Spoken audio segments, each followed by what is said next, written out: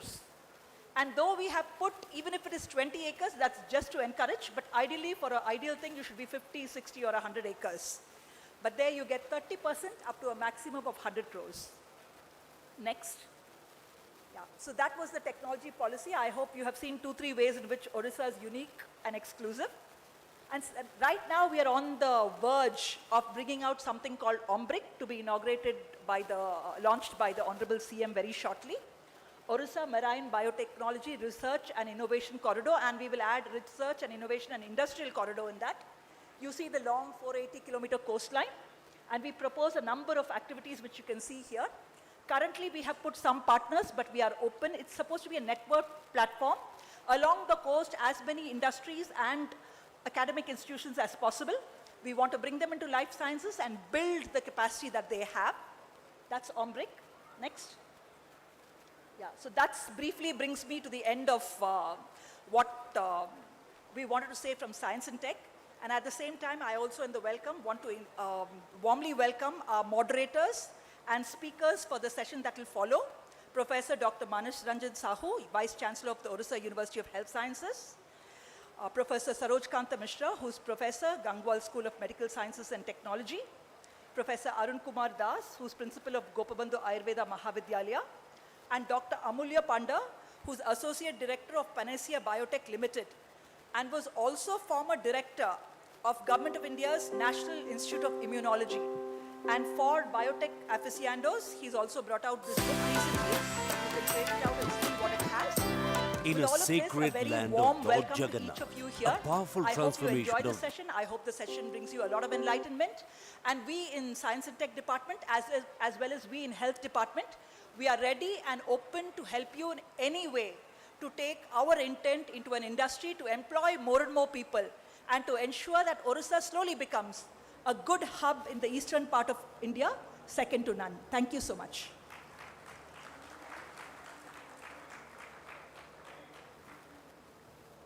Thank you so much, ma'am, for that warm welcome and for setting the context for the session ahead, and also for shedding light on Advantage Odisha in the biotechnology sector. Well, we also have a video that gives an overview of the health, pharma and biotechnology sector in Odisha. So let's take a look at the video.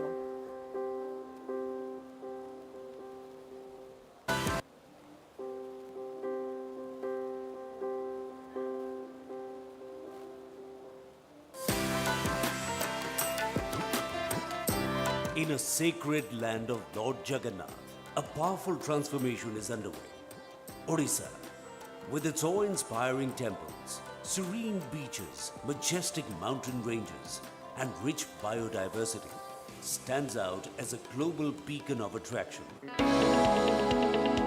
The government of Odisha is unwavering in its commitment to healthcare reform. With a laser focus on universal health coverage and the achievement of sustainable development goals, Odisha is determined to provide equitable, affordable, and accessible quality healthcare for every citizen. Significantly, 8% of the total state budget has been allocated to the health sector, fueling initiatives aimed at realizing universal health coverage. The state has set a benchmark by reducing the total fertility rate TFR to 1.8, achieving 90.5% full immunization coverage, significantly lowering malaria morbidity and mortality, and securing the second position nationally in TB elimination. The government has made monumental strides in strengthening the health system. 3 postgraduate institutes have been established. The number of medical colleges has increased to 12, with 2 more on the way, enhancing the state's educational capacity. 8 nursing colleges are currently operational, with 7 more in development. The inauguration of the Central Drug Testing Laboratory in Bhubaneshwar and the Critical Care Unit in Bargarh, along with the laid foundation stone for the National Institute for Yoga and Naturopathy, underscores a commitment to quality and integrated healthcare. Remarkably, Odisha is among the few states offering free dialysis services at sub-district hospital and select community health centers. Recently, 659 health professionals of various categories have been inducted into the system, with recruitment efforts underway for an additional 5,000 doctors and 1,200 nursing officers. Free healthcare is now a universal reality at all public health facilities. From Ayushman Arogya Mandir to Medical College and Hospital, the state's health assurance program is currently under active process of integration with the Ayushman Bharat Pradhan Mantri Jan Arogya Yojana, allowing cardholders to access free treatment in over 29,000 hospitals nationwide. The government of Odisha is resolute in its mission to revolutionize the health sector through groundbreaking indicators, paving the path toward Utkarsh Odisha by 2036 and Viksit Bharat by 2047. Yes, as you can see, our Odisha government is committed to revolutionize the health sector, and investing in the health, pharma and biotech sector, as we have said, is indeed investing in future. Ladies and gentlemen, we are very privileged to have the esteemed presence of Honorable Minister Health and Family Welfare, Parliamentary Affairs, Electronics and IT, Dr. Mukesh Mahaling. The Honorable Minister, an environment scientist by qualification, has been relentlessly working towards the mission of making Odisha a leading hub in health sector, while also laying equal emphasis on enhancing the healthcare services in every district of the state. May I now request him to address this wonderful gathering.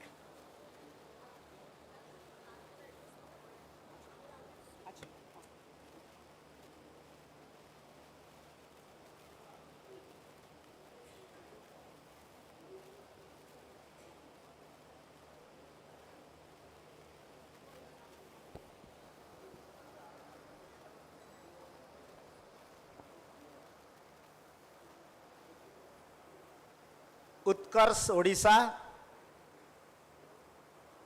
Make in Odisha conclave 2025 health care और pharma एवं biotechnology यही group रे एठी उपस्थित थिबा all invited guest from different states तथा आमर विभिन्न हेल्थ केयर यूनिट रु आसीथिबा प्राइवेट हॉस्पिटल्स रा leaders, promoters, investors, government officials, on the dais, Honorable Minister, Food and Civil Supply, Science and Technology, Honorable Sri Krishna Chandra Patra, Amara Principal Secretary, Science and Technology, Chitra Madam, Principal Secretary, Health and Family Welfare, Srimati Ashwati S, and other dignitaries present here in this August Hall. Utkarsh Odisha by 2036 and Bikasit Bharat by 2047. यही दो नारा है कि पूरा उड़ीसा प्रदेश को हम जब 100 years of होगा हमारे स्टेट्स का 100 वर्ष पूर्ति अवसर 2036 को, और इंडिपेंडेंट इंडिया का जो 100 वर्ष मनाएंगे हम लोग 2047 तक, कैसे एक उत्कर्ष उड़ीसा और विकसित भारत करें, इसके लिए एक रोड मैप उड़ीसा से होने वाला है। और इस कार्यक्रम के लिए हमने जब इनागुरल सेशन में under the able leadership of honourable prime minister of India Narendra Modi ji एक नारा वो दे के गए हैं कि यही समय है, सही समय है to invest in the state of Odisha, whether it may be in the field of mines and mineral, road sector, transportation sector, education sector और हेल्थ सेक्टर। और मैं तो बोलूँगा कि हेल्थ सेक्टर में एक अपार संभावना है जहां आज हम लोग इन्वेस्ट कर सकते हैं। और उनके जो नारा है कि पूर्वोदय का विकास होने से ही भारत का विकास होगा, और पूर्वोदय का विकास के साथ साथ ओडिशा एक लीडिंग रोल प्ले करे, इसके लिए मैं जो confidence upon the prime minister of India honourable Modi ji जो दे के गए हैं, निश्चित रूप से हमारे जो honourable chief minister of Odisha Mohan चरण मांझी के नेतृत्व में जरूर उसको हम लोग अचीव करने के लिए पूरा मंत्री परिषद के तरफ से और पूरा ओडिशा वासी के तरफ से हम लोग ट्राई करेंगे। 2-3 विषय पर मैं मेरा वक्तव्य रखूंगा। उसमें एक है कि वह आप लोग हेल्थ सेक्टर में, साइंस एंड टेक्नोलॉजी सेक्टर में क्यों आप लोग इन्वेस्ट करेंगे। उसमें सबसे बड़ा बात है ये कि हमारा स्टेट एक ऐसा स्टेट है पूरा भारतवर्ष में जो बजट सरप्लस स्टेट है, और हम लोग we have that capability to invest in the health sector individually. हमारे जो एम्पल स्कोप है यहाँ हेल्थ सेक्टर में, आईटी के साथ हेल्थ को जोड़ सकते हैं, और फार्मास्यूटिकल इंडस्ट्री के लिए एक सेपरेट पॉलिसी भी हमारा स्टेट गवर्नमेंट बना रहा है, जिसमें कि भी जो भी फार्मास्यूटिकल इंडस्ट्रीज आएंगे उसके लिए हम लोग एक स्पेशल पैकेज के साथ साथ वो कैसे यहाँ इन्वेस्ट करें और हेल्थ सेक्टर में आगे बढ़ाए, ये हमारा सबसे बड़ा मुद्दा है। दूसरा बात ये है कि आप national health family survey report NFSH 5 को अगर जाते हैं तो फ्यू ऑफ द इश्यूज जो मैं यहाँ आपके सामने प्रस्तुत करना चाहता हूँ कि हमारे स्टेट में इंस्टीट्यूशनल डिलीवरी लगभग 92.2% है एज पर NFHS 5 रिपोर्ट। दूसरा बात यह है कि हमारे स्टेट ये तय किया है कि Ayushman Arogya Mandir are now strengthening in the preventive and promotive health care through yoga and naturopathy, and also to address the preventive care medicine. Our state is going to have its own document on Ayush mission concept, and we are planning to have the Ayush policy in our state in the coming year. We are also decided, our state has decided to establish new government medical college in each districts of the state, so that we can fulfill the aspirations of our states, aspiration of our people. हमारे साथ और एक बात भी है कि हम लोग 39 point decline in the IMR by reducing from 75 in 2005 to 2036. In 2020, per 100 live birth, which is the highest point decline in the country as per the SRS report. We have also achieved 26 healthcare facilities and 53 sub-centers, Ayushman Arogya Mandir, urban primary healthcare centers, and one Ayushman Arogya Mandir PSC awarded National Quality Assurance Standard NQAS certification. ये सब बात हमने दोहराने का ये मतलब है कि आपने देखे होंगे कि आयुर्वेदा एंड हमारे एलोपैथी और होम्योपैथी, उसमें एक सामंजस्य रखने के लिए हमारे भारत सरकार के तरफ से honourable under the able leadership of honourable prime minister of India Narendra Modi ji, हमने ओडिशा में एक central institute of yoga and naturopathy at Bhubaneshwar has been laid foundation stone led by Prime Minister of India, and also to strengthen the indigenous system of treatment in the general health care.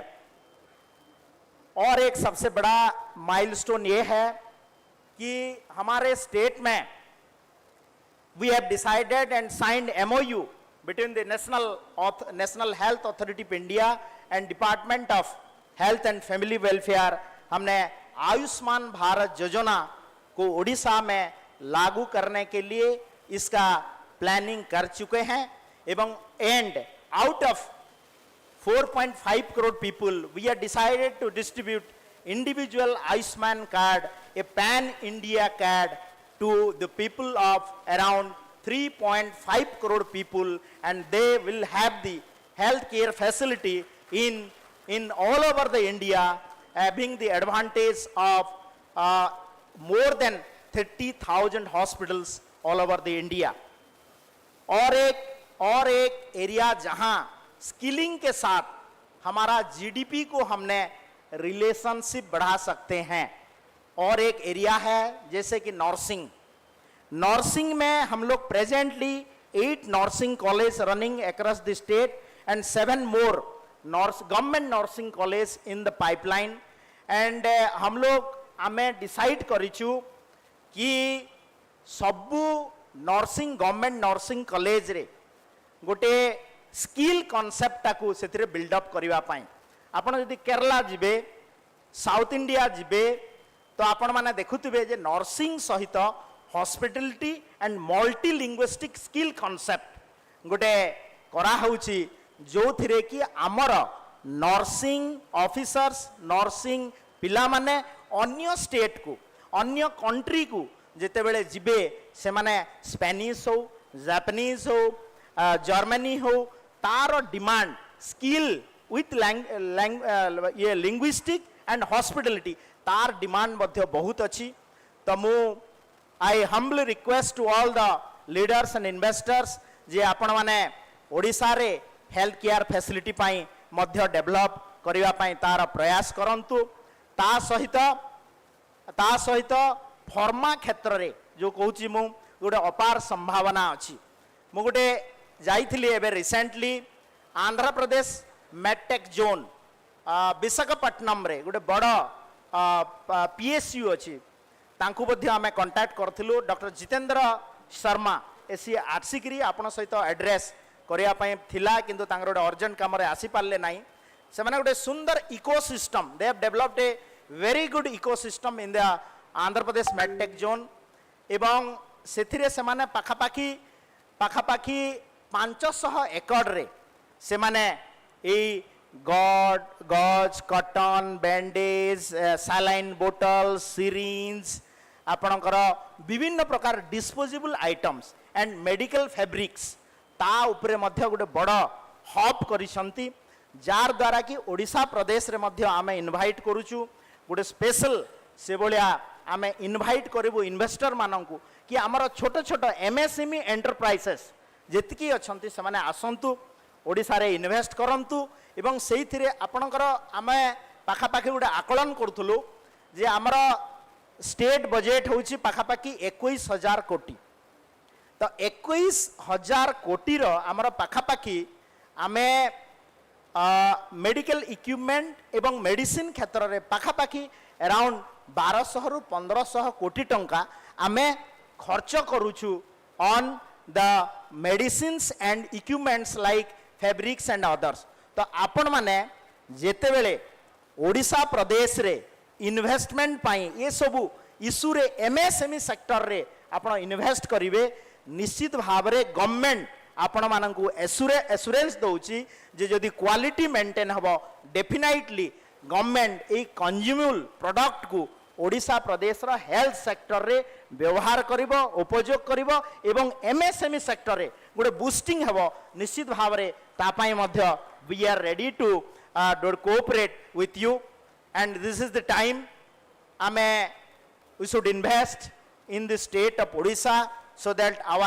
healthcare facility in the pharma sector, in the biotechnology sector, and आमे मध्य आपन को आउ थरे invite करूछु जे आपण private government medical college मिसिकी collaboration हेबो एवं प्राइवेट मेडिकल कॉलेज मध्य जो माने इंटरेस्टेड अछंती ओडिशा प्रदेश रे करिया पई से माने मध्य डिपार्टमेंट को अप्रोच करंतु एवं पूर्व गवर्नमेंट भलिया we will not deny any leaders, any investor to not to invest in the state of Odisha. And अपन जदि कहिबे मु personally I will talk with you and to attract the investment in the state of Odisha.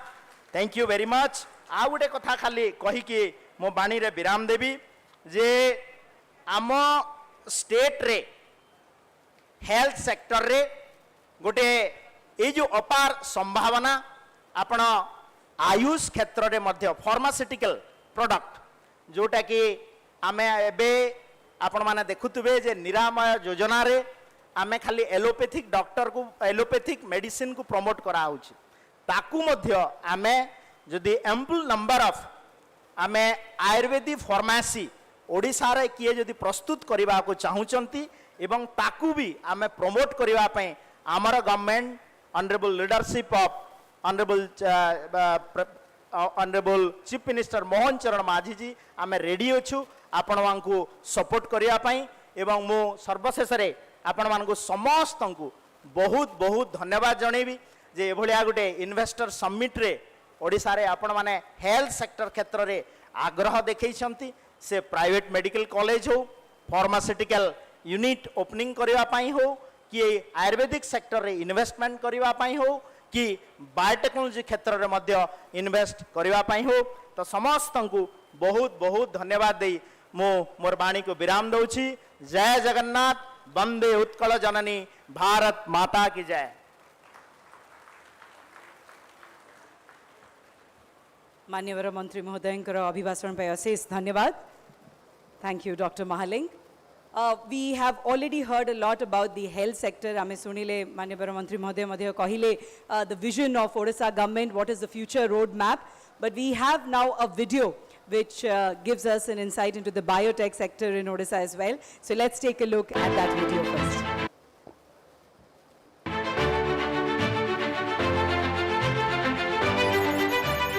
Biotechnology is a fast evolving sector building future solutions in food processing, pharmaceuticals, agriculture, healthcare and more. With the Indian biotechnology market projected to zoom past 24,000 billion rupees by 2030, the opportunities in this field are endless. India has positioned itself as a global biotech powerhouse. Odisha, a state with unparalleled potential, is uniquely poised to surge ahead in the sector.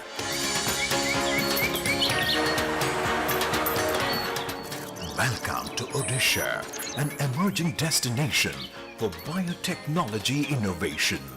As the world embraces this technological revolution, we stand prepared to partner with you in leading the change. Odisha's unique geography spans the biotechnology ecosystem with lush forests, rare flora and fauna, pristine coastlines, varied marine resources, along with diverse agroclimatic zones.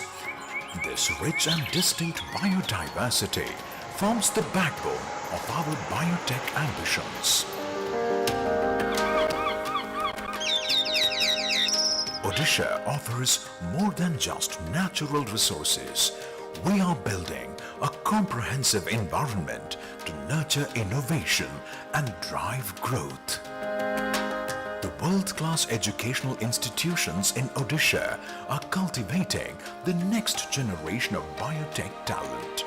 These research and innovation facilities are pushing the boundaries of scientific discovery, one innovation at a time. Odisha boasts a fast-growing startup and entrepreneurial ecosystem. Under the Dynamic Industrial Policy Resolution IPR 2022, our government has identified biotechnology as a thrust sector. Moreover, the Odisha Biotechnology Policy 2024 offers fiscal, non-fiscal and special incentives for enterprise and investment into the state. As part of the sectoral policy, we promote innovation, intellectual property and industrialization. With single window clearance, robust logistics network and strong government backing, Odisha positions itself as a state of choice for biotech investments.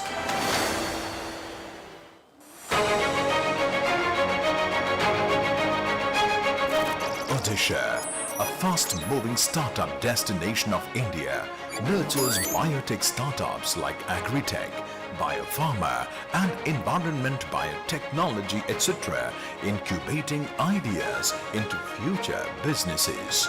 With startups building cutting-edge technologies and products, the possibilities here are endless. Odisha is where ancient wisdom meets cutting-edge science. It's where your biotech dreams can take root and flourish. Invest in Odisha. Innovate for the world.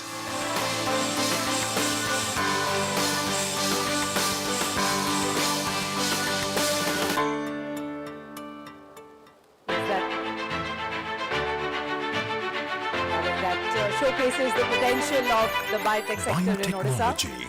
And we are really honored that we have with us Shri Krishna Chandra Patra, Honorable Minister for Science and Technology. It is under his leadership that Odisha is emerging as a biotech hub in Odisha, and it is under his leadership that the department has plans to push for both fundamental and applied science education in the state. It will be an honor to request him for his address.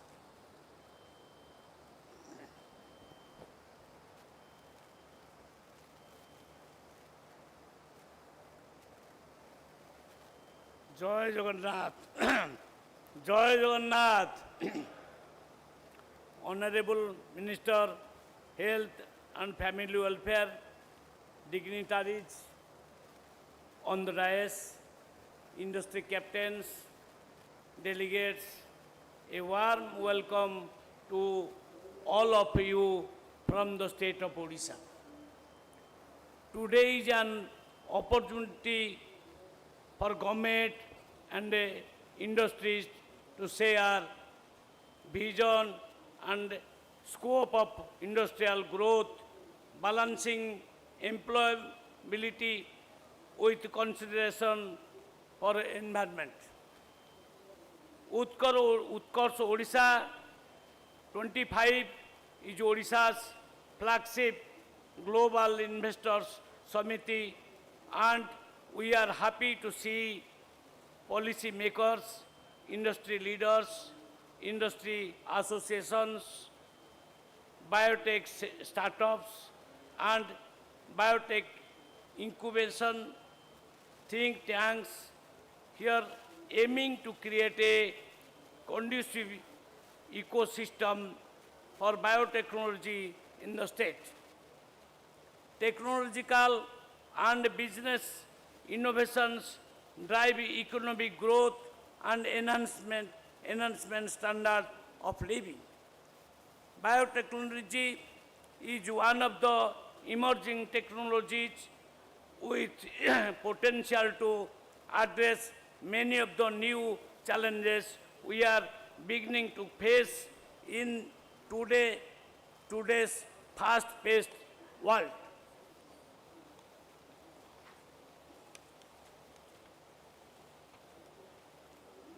COVID is an excellent example of how suddenly life can change. It is also an example of how India rose to the challenges both in production of COVID vaccines, not only for our people, but also for the entire world.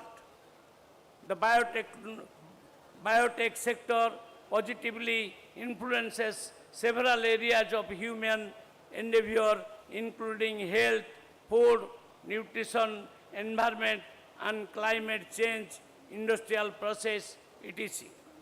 Government of Odisha, in its Industrial Policy Resolution 2022 has identified biotechnology as a trust sector and promises adequate government hand-holding through various sector-specific policies and works with ready infrastructure availability. Odisha Biotechnology Policy 2024, with its highly competitive and attractive sector-specific incentives, will spur growth of biotechnology-related industries. The policy has the potential to attract world-class companies to Odisha, and we hope this will strengthen knowledge-based industries while ensuring high-quality employment. I am confident that owing to our natural bioresources and skilled in Odisha human resources at hand, and with strong and able, transparent, proactive leadership, the state of Odisha gradually transforms into the biotechnology hub of the east of the country. Thank you all.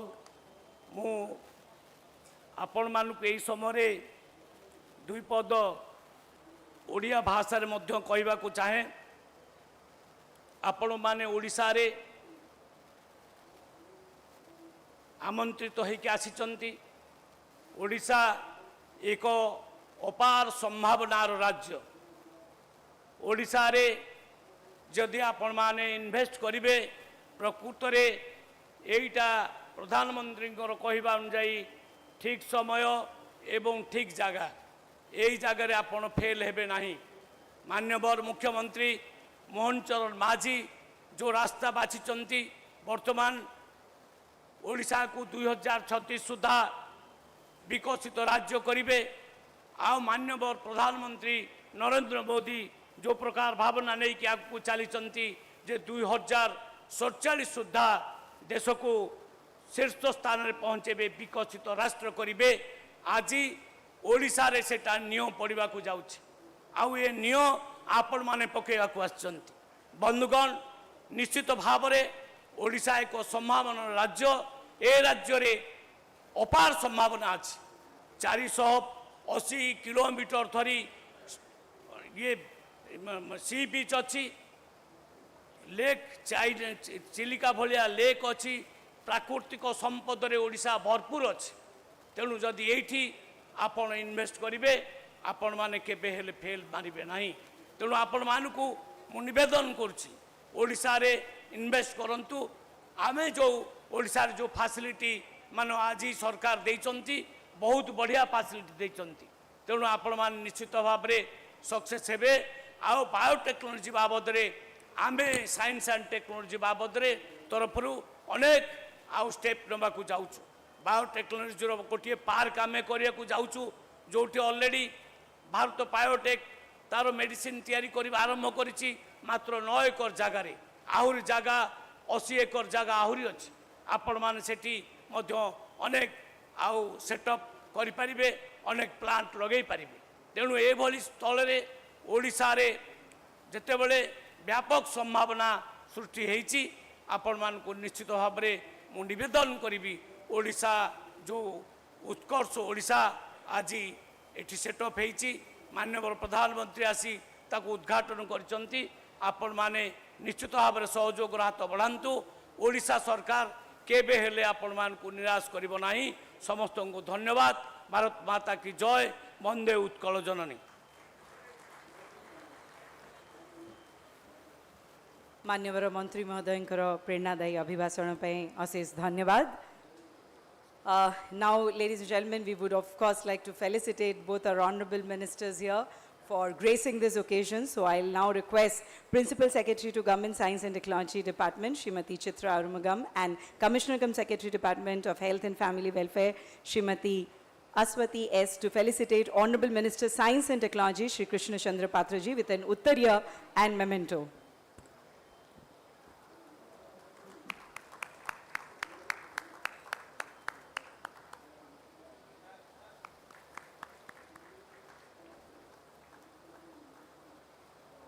I'll also request them to felicitate Honorable Minister, Health and Family Welfare, Dr. Mukesh Mahalingji.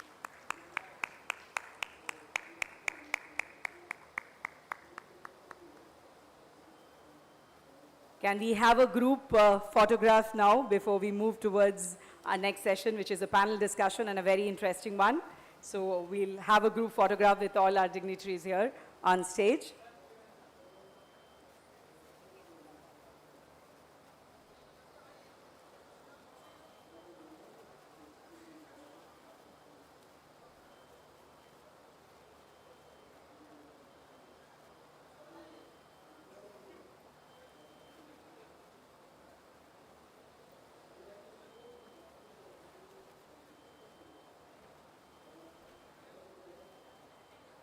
All right, thank you.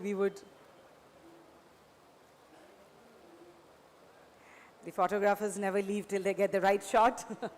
Thank you to all our esteemed dignitaries for gracing this first session of the very important inaugural session for this sectoral session. And now we'll be moving into a panel discussion. So as we take some time, ladies and gentlemen, to set the stage for the panel discussion on skilling in health sector for Utkarsh Odisha, I'll request our esteemed dignitaries to be seated in the front row and enjoy the discussion. We'll get some valuable insights from our speakers here. And as we are taking this time to get the stage ready, I would like to inform all of you about the session, the moderator and the panelists. This session will be moderated by Vice Chancellor, Odisha University of Health Sciences, Professor Dr. Manas Ranjan Sahu, and the panelists for this session include Professor Gangwal School of Medical Sciences and Technology, IIT Kanpur, Professor Saroj Kanta Mishra, Associate Director, Panacea Biotech Limited, and former Director, National Institute of Immunology, New Delhi, Dr. Amulya Panda, Principal, Gopavandhu Ayurvedic Mahavidyalaya Puri, Professor Arun Kumar Das. So let's invite all of them with a round of applause. And while they're settling down, I would also like to briefly give an idea about what they all have been doing in the respective fields. We have with us Professor Dr. Manas Ranjan Sahu, currently working as Vice Chancellor of Odisha University of Health Sciences, which caters to all academic health institutions of our state. A distinguished laparoscopic gastrointestinal surgeon of national and international repute, having 25 years of experience in the field. Before joining this post, he was also holding many key positions like Professor and Head of the Department of Surgery, AIMS, Bhubaneshwar, Governing Council, Member of Association of Surgeons of India, and many more. Professor Sahu is the only Odia surgeon who has delivered the prestigious Professor G.S. Das Mahapatra oration in Association of Surgeons of India National Conference and was credited with the plenary presentation in World Congress of International Hepatopancreatico-Biliary Association in Seoul, and his laparoscopic surgery video on notes is displayed on Society of American Gastrointestinal Endoscopic Surgeon Video Library. He's also credited with the first total laparoscopic Whipple's operation for pancreatic cancer in the Eastern Zone. We have with us Dr. Saroj Kanta Mishra, Professor Endocrine Surgery, Dr. RMLIMS Lucknow, and Distinguished Visiting Professor and Member COE, Telemedicine and Healthcare Robotics, Gangwal School of Medical Science and Technology, IIT Kanpur. He was Founder, Professor and Head Department of Endocrine Surgery at SGPGIMS Lucknow. Besides his academic career as a specialty endocrine surgeon, he developed a passion for research and application of emerging information and communication technology in healthcare and remote education and skill development for medical professionals. He was also actively involved in development of telemedicine program at SCB Medical College, Cuttack since 2001 and has been supporting and mentoring development of telemedicine network in Odisha. So we also have Dr. Amulya Panda, Associate Director, Biotech Limited, and former Director, National Institute of Immunology, NII. We are also, as I'm introducing, we are also extending them a warm welcome with bouquets. So Dr. Amulya Panda worked at National Institute of Immunology, New Delhi from 1990 to 2021, retired from NII as its director on May 2021, was a visiting scientist at the Department of Chemical Engineering, University of California at Berkeley, USA. His area of research is bioprocess technology with particular interest in fermentation process development, vaccine development using nanotechnology. Has published 165 research papers, 13 book chapters, and owner of 35 patents. He was also the president of Association of Microbiologists of India in 2017, has been a fellow of the Royal Society of Chemistry since 2020 awards and has many awards and accolades to his credit. We also have with us Professor Dr. Arun Kumar Das, Principal of Gopabandhu Ayurveda Mahavidyalaya Puri, an academician and administrator with 27 years of teaching experience specializing in Rasa Shastra and Bhaisajya Kalpana, Ayurveda, Pharmaceutical and Pharmacy.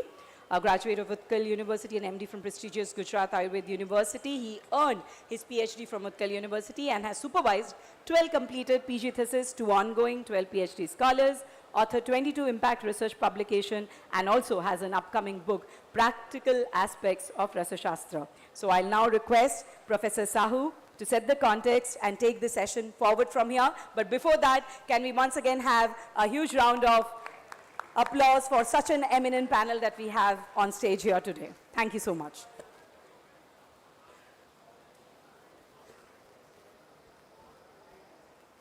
Thank you very much for all that introduction and kind words. At the outset, I must bring greetings from Odisha University of Health Sciences, the only health university in the entire state which takes care of all academic health institutions, taking care of academics, research development in all these medical institutions. Honorable Minister of Health and Family Welfare, Dr. Mukesh Mahalingji, Honorable Minister Science and Technology, Dr. Krishna Chandra Patraji, both Secretaries of Health and Family Welfare, Ashwati ma'am, and Science and Technology, Chitra ma'am, and the learned audience, policymakers, investors, and the people who actually want to see Odisha in a different front from health point of view. When I am given this opportunity to moderate this session, I think I am probably the fittest person to moderate because I am the one who has spent maximum time of my life in a government medical college. That is the premier institute of the state, SCB Medical College. In general, people have a concept that nothing happens in government medical colleges. I think that concept, लोकमानक मन भितर कोठी ना कोठी गोटे थाए बोधे government medical college रे आज्ञा किछि हुएनी मु आपण मानकु देखिया पई चाहूची जे government medical college does lot many things which do not happen in the private sector. So it's a, as the honorable minister was telling that he has given all the opportunity for private sector to come in and conglomerate and join hands with the government sector. It will be a real golden era to have a fostering healthcare in this state of Odisha. I was in SCB Medical College after my surgical gastroenterology fellowship.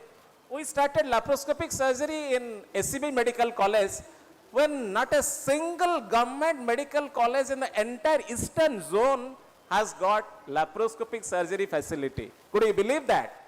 Many people think that Odisha was not doing anything. Odisha does wonderful things. And we are being looked upon from people outside the country and outside the state that we have an excellent brain and excellent manpower on the health sector who can really do wonders. So whatever you have heard about the biotechnology and all, that thing is over. But coming to the clinical side, coming to the patient care, coming to the research, Odisha is not absolutely behind. So in 2000, when we started laparoscopic surgery, just in 5 years' time next, we went on, next please, we went on doing advanced laparoscopic surgery when people were telling that advanced laparoscopic surgery is not possible in government medical colleges. We have shown the world it is very much possible in government institutions. Only thing that is required, government is laying out the infrastructure, but who will utilize them? It's the manpower, the man behind the machine. So in government medical colleges, many things can happen. Next please. Next please. So doing all surgeries, you have got recognition on the national and international platform. Next please.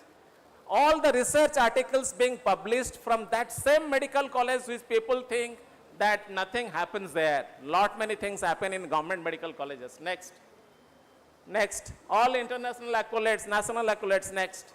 And when it comes to skilling, I think nothing can be better than, next please, nothing can be better than developing the skill of the healthcare sector. It's a wonderful idea. I must thank the state government and the health department to have a sectoral session on skilling healthcare, and that is probably the need of the hour. Our healthcare professionals need to be skilled.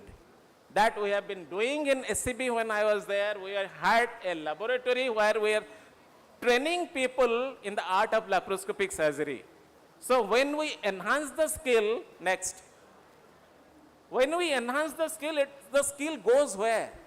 It all boils down to the benefit of the society.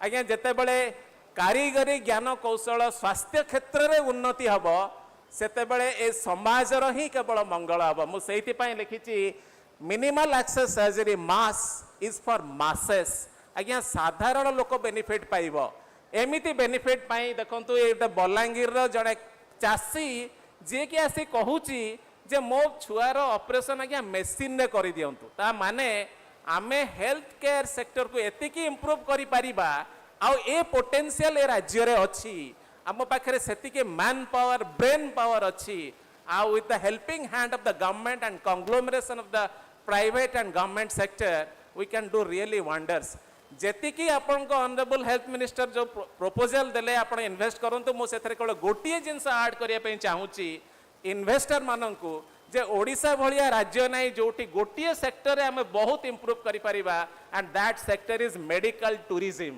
Medical tourism has not come to Odisha yet. It is a booming sector. If you come to Odisha, you come for a surgery. I do laparoscopic surgery. You go around Konark and Chilika and every nice natural places in this state. Go back home. Connectivity is so fantastic. And Honorable Minister must think on this aspect that how we can develop medical tourism. आपण मानक पतरे जो investors अछंती health care policy makers अछंती मो आपण मानक एतिकी कहूची ओडिशा भलिया आज्ञा जागा नाही काना ओडिया डाक्टर मानक आज्ञा विश्व रे समस्त खोजुचंती ओडिया डाक्टर मानक अमेरिका रे आज्ञा पूजा करूचंती आ ओडिया डाक्टर माने आज्ञा सबुठे भलो काम करंती आपण एठी स्वास्थ्य सेवा पाइबे ता संगे रे टूरिज्म ही जिवो एमिति सेक्टर एमिति जागा आज्ञा ए भारत भूखंड रे नाही ओडिशा भलिया जगह जोटे मेडिकल टूरिज्म इंप्रूव करि परिबो. So I have a next please. So in this sectoral session I have an erudite panel with Professor Sarojkant Mishra, Professor Arun Das and Dr. Amulya Panda. These three are luminaries in their field. I am pretty sure all three of them give an insight how we can skill the health sector which actually really attract the best of brains and best of hands from across the country to Odisha. I think Professor Sarojkant Mishra will be the first speaker, will be followed by Professor Arun Das and Dr. Amulya Panda. And after their speech, I think after their talk, we'll have a very interactive session, very free session. आपण क्या मन खोली के सब question पचारंतु कौन health sector रे आपण चाहूचंती and you have a wonderful university in place. University आज्ञा पूरा दम रे लागिची जेमती शिक्षा research academics boom करेबा pi having PhD courses in healthcare, having traveling fellowships, inviting surgeons from across the country to medical colleges to handhold surgeons to upgrade their skill.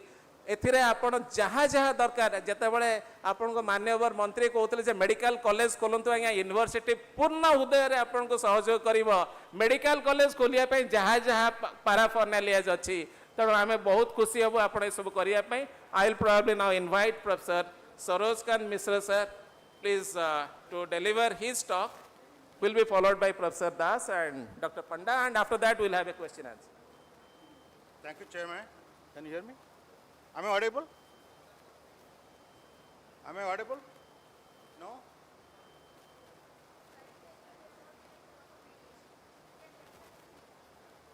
Am I audible? Am I audible there? No. Give me a hand mic, please.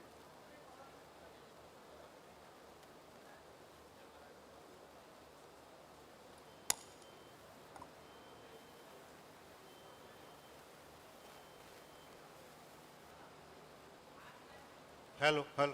Thank you. Thank you, Chairman. Honorable Minister of Science and Technology and the Health and Family Welfare, Honorable Secretaries, and many of the directors of leading health institutions from industry and from media. The topic that has been allocated to me in this skill development health sector, I am looking out for the digital skill development, which is the talk of the day. And Honorable Minister has just said that how to integrate IT with health. So my presentation will be focused on it, in that aspect. Other skills in other areas, already the health system is already doing it, whether it is for the health professionals, nursing professionals, paramedical professionals. My focus will be only on the digital technology and ICT in the health sector. Next slide, please. Next slide. India's healthcare landscape is undergoing a digital transformation as per the National Health Policy in 2017. Now we are already 8 years after the policy has developed, and we have systematically integrated IT in many of these sectors that you already know in the health.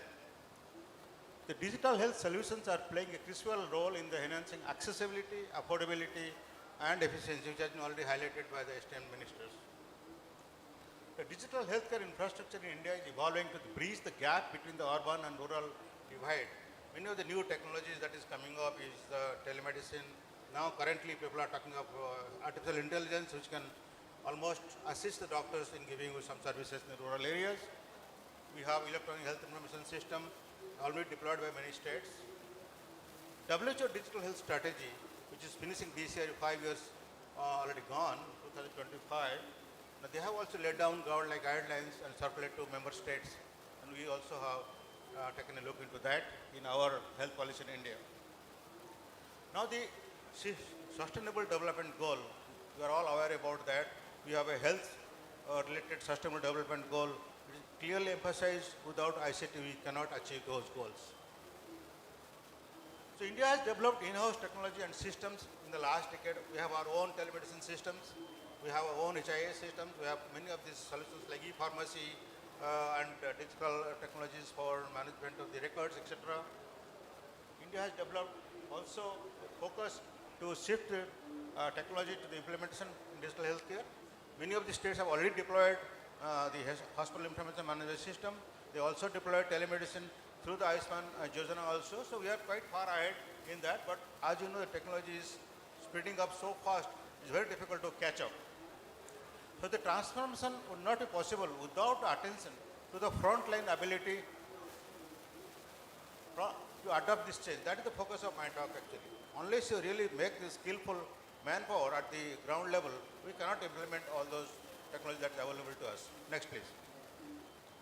So why do we need such kind of professionals which are trained with digital technology? Let's look at it. As the healthcare industry rapidly evolves, professionals are increasingly required to adopt new technologies that enhance patient care, streamline operations, and improve communication. For example, today I talk about AI in healthcare. Everybody talks about AI in healthcare. You just ask yourself, how many people are trained in AI to address healthcare? It's a huge area to look at actually. Similarly, telemedicine and electronic health record. We all are familiar with that. Day in and day out, we talk about telemedicine, and COVID has really given us that trigger. Every healthcare worker should acquire digital skills to handle the tools. Now, when you should start skilling them? Do you want to employ them and skill them, or you introduce courses or soft skill courses in universities to talk about digital skills for their professionals? Look at those angles also. So the future healthcare is going to hybrid. All of us know about that. We'll have one is in person. In the side by side, we have a computer to attend the remote healthcare systems also. To meet this hybrid healthcare system, we need hybrid professionals. Doctors, nurses, everybody. Even our management people also think in the two heads. One is the in-person, one is the technology-enabled health system. Next, please. Now, as I told you, the trigger, telemedicine and HIAs were there many years ago. We deployed telemedicine in our country way back in 2001, 2000. But now you see when it became popular. It became popular when the COVID came in. So that is the trigger for all of us, making everybody, starting from the policymakers till the education level, everybody became aware, okay, there is technological telemedicine. Similarly, devices. Nobody even thought about what is IoT. But today we got that IoT is just deployed by oximeter.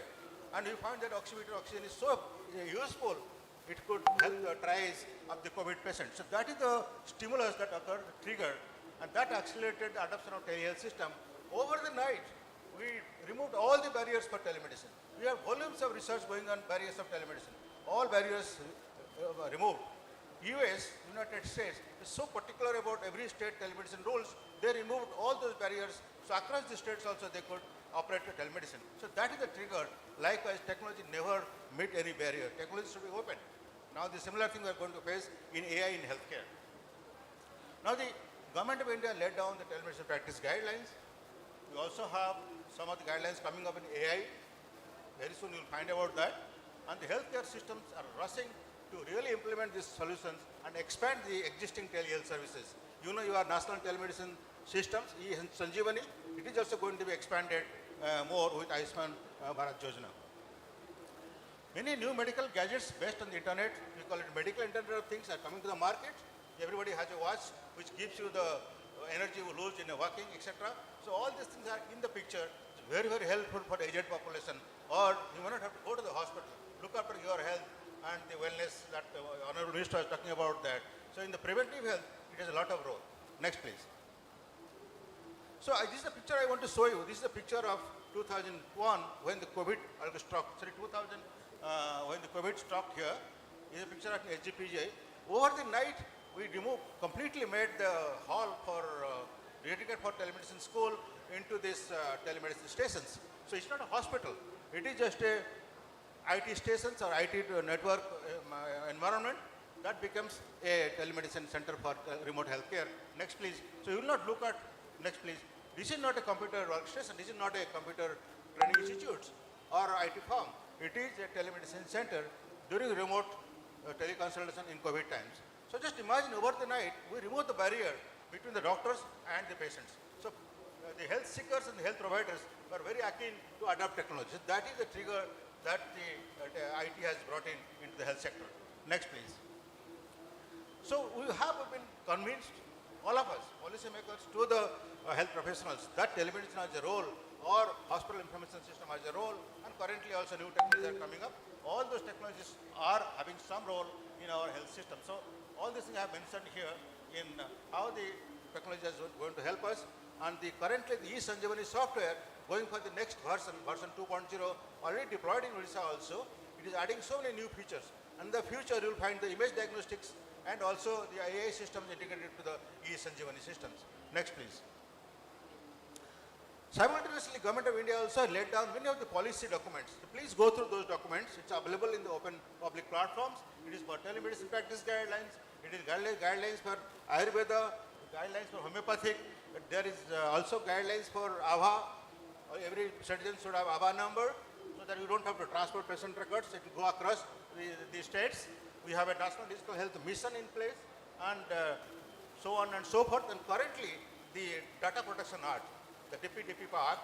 So here, our healthcare data are secured. This is going to be in a public discussion. It is going to be launched very soon. Next, please. It is very important for all of us working in this sector to know about the policy of pharmacists in the government. I talked about e-Sanjeevani. E-Sanjeevani has made a mark.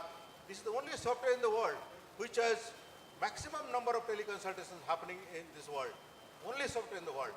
So I don't want to go in details of the e-Sanjeevani. Is available in public domain. Please go through that.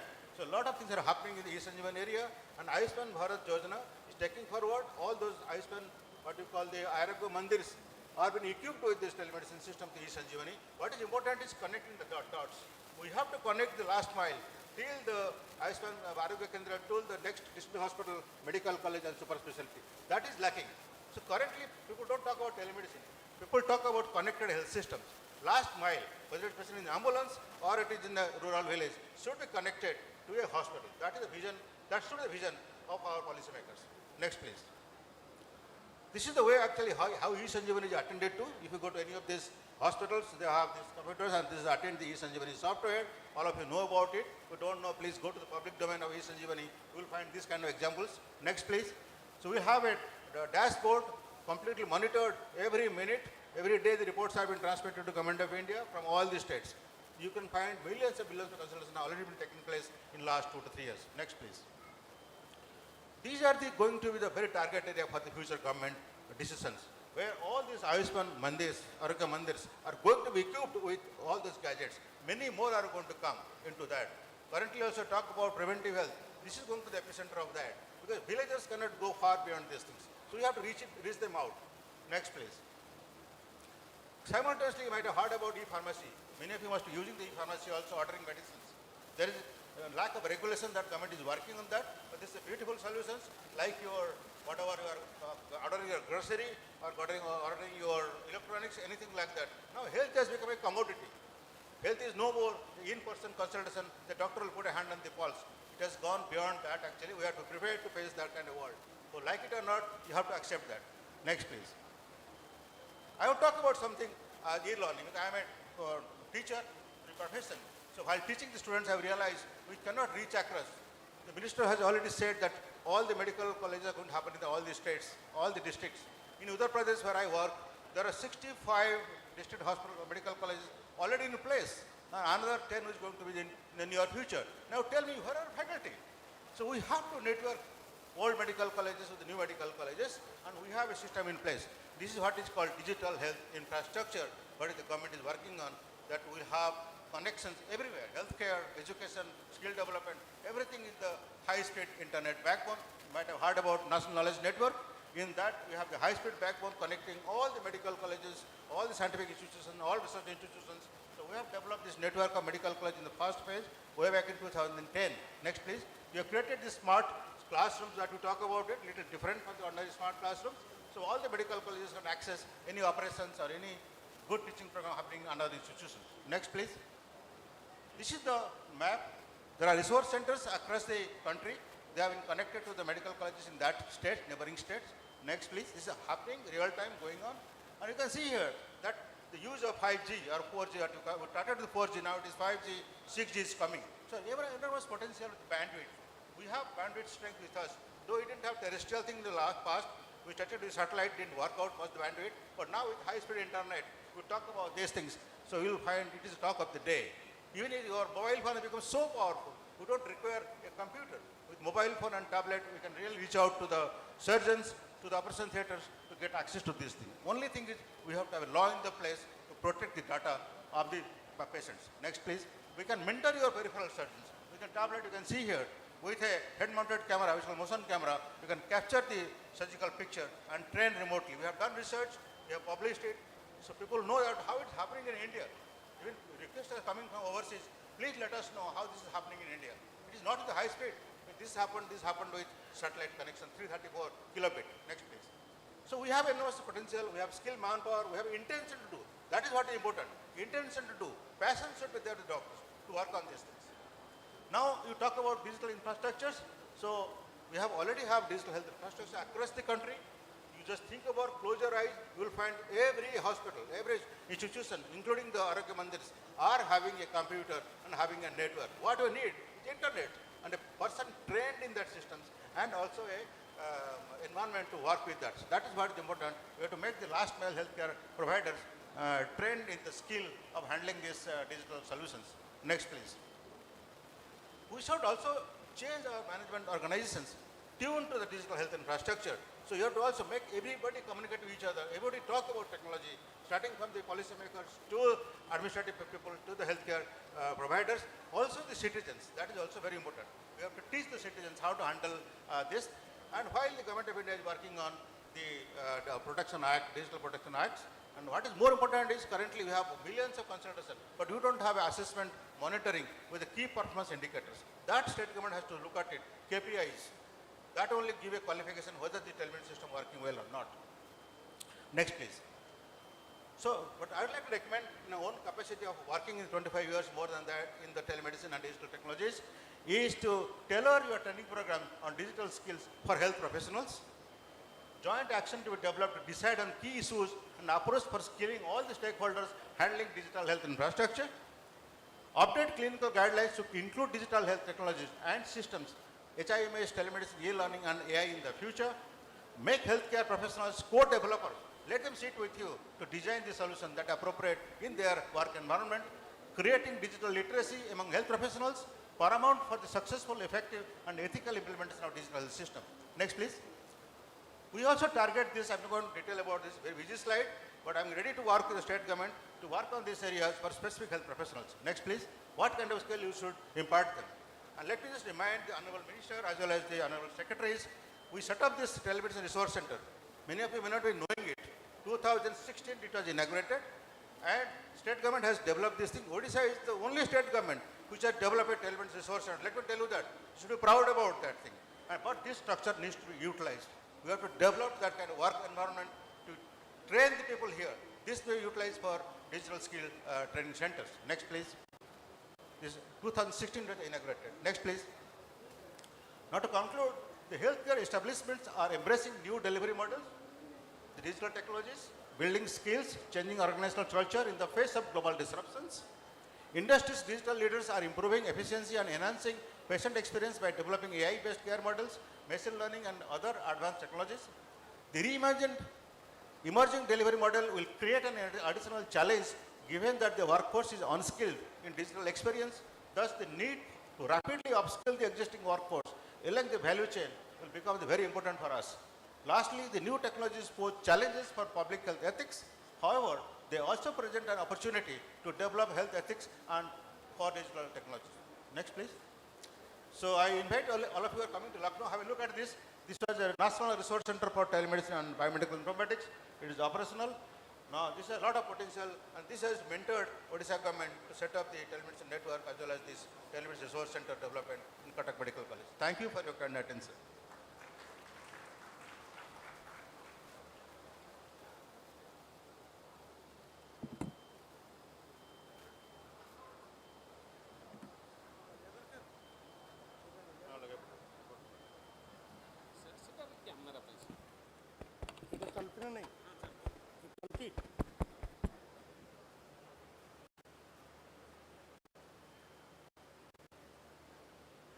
ये देखो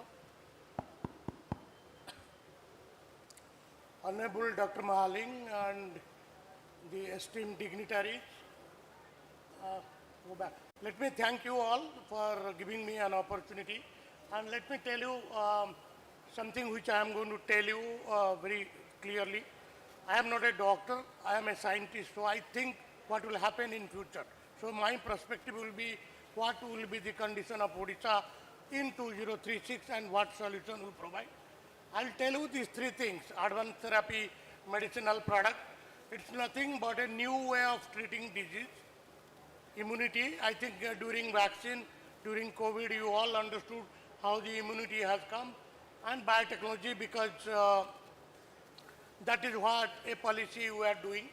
But before that, let me say, if you all you want a Bikasit or Utkarsh Odisha in 2036, you must predict what problem we are facing. If you know the problem, then you can solve the problem. Let's see what will be the problem we will be facing in 2036. Next slide. We will be 5 crore population, no doubt about that. This will be our burden, but my interest will be last. Look at our life expectancy is now 69. In 10 years, we will be 80. In 2047, life expectancy will be 90 years. That means all of us sitting here, after 60, you have to work 30 years more. You have to find a job, but more importantly, you all know who are doctor, from 60 years onward, you don't have T cell, you don't have capacity to protect yourself, you need a different medical treatment. Number two, you know in last century, we have only 4 pandemics: Spanish flu, Hong Kong flu, Asian flu, and HIV. 100 years. Look at last 25 years. We have already 5 pandemics: SARS, COVID-1, COVID-2, Zika, and bird flu. This is because we have spoiled our environment. Remember, one coronavirus. There are 1 million viruses in this world. Out of that, there is only one corona. There are 6 serotypes. One created havoc and spoiled everything. Imagine if you don't take care of your environment, one more new virus come, one more pandemic come, all your program will be spoiled. So you should be prepared. all your health system should be prepared for future pandemic. Otherwise, you may have hospital, you may have doctors, nothing is going to work, you all going to die probably. So with this, next one, this is what the health system. Look what we have done in last 100 years. We started with sulfur drug, doesn't work. We started with antibiotic, doesn't work. We started with biologics, doesn't work. You all know during COVID, remdesivir didn't work. All dexamethasone didn't work. Only thing which worked during COVID is vaccine and immunity. So unless you develop program, healthcare system, where you can have your immunity and potential, you are not going to live, because we are spoiling our environment, we are spoiling our water, air, everything. In fact, it's like that. You know, you all know in Odisha, the elephant lives across the city. If you make malls, where the elephant will go? They'll come to the city only. That's what exactly happening. Next one. So we need a different type of things. You see, can you go back? Can you go back? In last 100 years, this is our treatment. What was our treatment? We are only interested in killing the bug, kill the pathogen, don't heal the body. Kill the pathogen by sulfur drug, kill the pathogen by antibiotics, kill the pathogen by antibody. I think that concept has to change. From killing the pathogen, we should now interpret heal the body. It's something like Ayurveda, but healing the body. That should be the strategy for healthcare. Next one. So heal the body. You don't have to kill the pathogen, you have to clear the pathogen. Only vaccine can clean or clear the pathogen. And then immunotherapy and immunonutrients are the only important thing if you want to make this state healthy. In fact, these are already coming, advanced therapy, medicinal products. These are nothing but cell therapy, gene therapy, and tissue engineering products. Many of them have already come. Next slide. You may think these are cell therapy, gene therapy, tissue engineering. These are future drugs. You may be thinking how they are available. I just give one example. Next slide. If something goes wrong, these are already available in the market. Tomorrow you have diabetics, you don't have to buy insulin. You have engineered beta cell, just transplant in the body, take care. Your liver is damaged, your lungs is damaged, your cornea is damaged. You can make them like spare parts and do it. I think the time has come to develop skill to make this sort of product in this state. Next one. So the new paradigm for health is heal the body, that is more important, cure the disease and personalized medicine. Next one. In fact, this is what coming up. You all know about point of care medicine. What is coming is point of care manufacturing, point of care doctor. Professor Mishra told about telemedicine. In fact, already Government of India is working. You will, in future, you don't have to go to a doctor. You are in a home, in your TV screen, doctor's hologram will be there. He has all your vitals. He will treat you. In fact, those concept is coming with AI and virtual bathroom. So what is needed is to train our hospitals, our clinicians, our regulators, the new way of treatment. Then only we will be able to handle the things. Next one. In fact, just I want to see the time has come. Now, till now, hospital is separate, industry is separate, and OT is separate. Now, in fact, already it is coming. In the same hospital, you have a research lab, you have OT. In fact, there are already disposable OT available, disposable GM facility available, so you can manufacture your drug or body parts in the hospital itself, validate, no need to go to a regulatory and other thing, and give it there. That sort of things is coming. Next one. The second one is pandemic preparedness. I think we did all well, and thanks to Biotech as well as Serum Institute, we made the vaccine. During COVID, we did well in spite of all these things. We need to develop immunity development program. And please remember, whatever advertisement you are saying, you talk to a pediatrician, immunity doesn't develop after you become old. Immunity develops from the moment you are inside the mother's womb till the end. We need to develop that problem. You need a proper surveillance program to understand where the disease is coming, and the biotech-based program. Next one. In fact, this is to show how actually immunity develops from mother's womb till you are adolescents. If you think that after a young age or a old age by eating some kava or something else, you will improve your immunity, forget it. The way your childhood habits, other things control your immunity. If you have taken care, your grandmother has taken care of your health during your child bath as well as during early age, you will be thin. Next one. In fact, this is what you need to reduce. Already Odisha is reducing the birth rate. We need to promote immunonutrition. I am sure nutrition is always associated with food. It is said the food you eat, it goes to the gut. And now many doctors will tell this gut microbiome control all your health. So it is all about nutrition. And I am sure everybody, you are from Odisha, you know we have different nutrition at different seasons. Please remember that. The more you take, you will be nutritively active, you will be immunologically active, and you use modern biotechnology too. The other thing is vaccine for all ages. Till COVID, we were giving vaccine only to kids. Only COVID taught us that vaccine has to be given to old people also.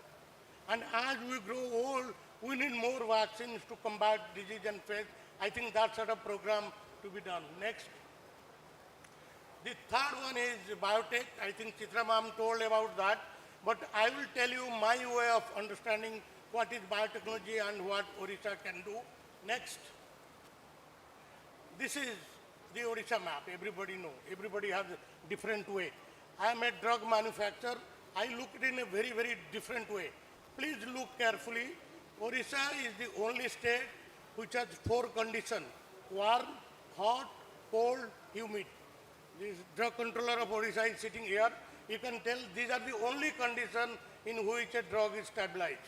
You can very well find out which place is hot, which place is cold, which place is warm, which place is hot.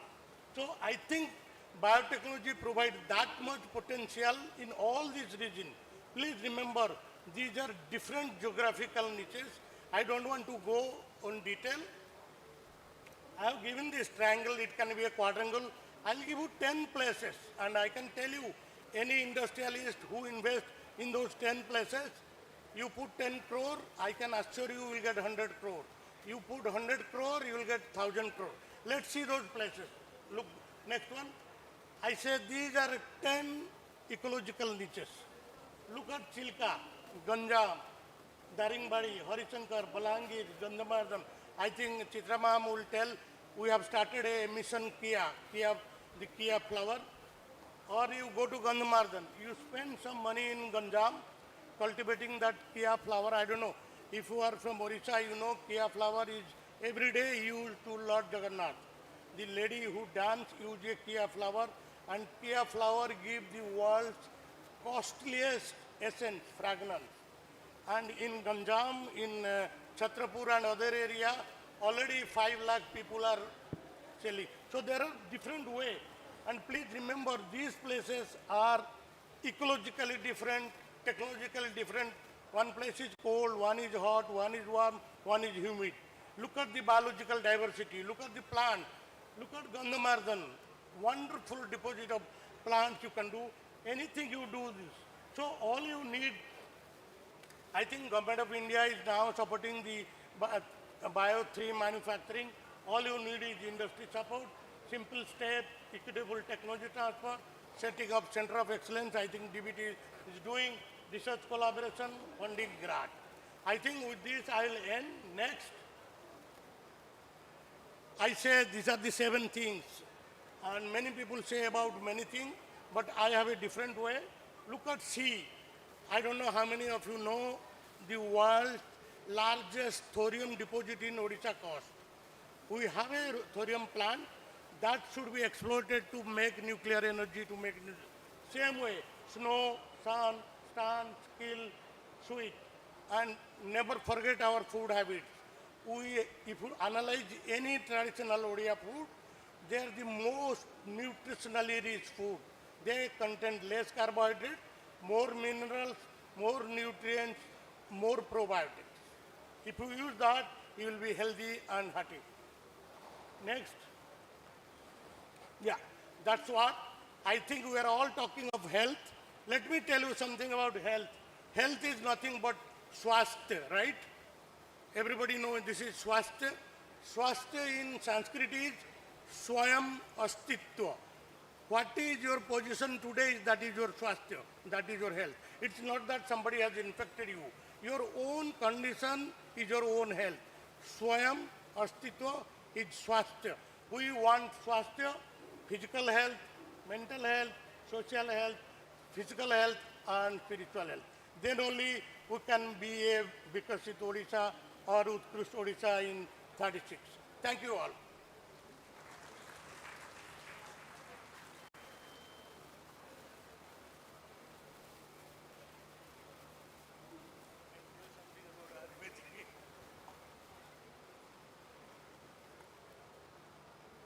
Respected persons on the dais, Honorable Vice Chancellor Sir, OUS Misra ji, Panda ji, Honorable Minister Health, Honorable Secretary Health, all the dignitaries present here and learned audience, press media.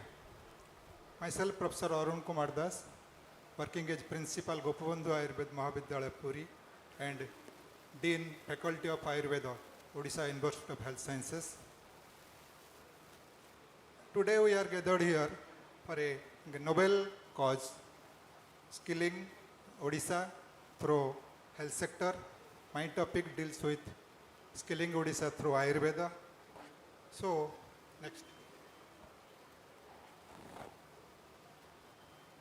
The presentation outlines the key initiatives that Odisha healthcare system should be strengthened through Ayush. Ayush means there are 5 systems in Ayush. A stands for Ayurveda, Y stands for Yoga and Naturopathy, U for Unani, the modern medicine, S for Siddha, it is practiced in South India, and H for homeopathy. All these 5 paths comprise of Ayush. There is a ministry in the central government, that is Minister of Ayush, and accordingly we have in the state under Ayush, Directorate of Ayush is under the Minister of Health and Family Welfare. Next please. We can highlight on the following key areas for skilling through Ayurveda in Odisha. First one is strengthening Ayush educational institutions, hospitals and dispensaries. At present we have 7 Ayush institutions, 4 government homeopathic institutions, medical colleges, and 3 government Ayurveda medical colleges. Out of 3 government Ayurveda medical colleges, 1 is at Puri, 1 at Bolangir, and 1 at Barhampur.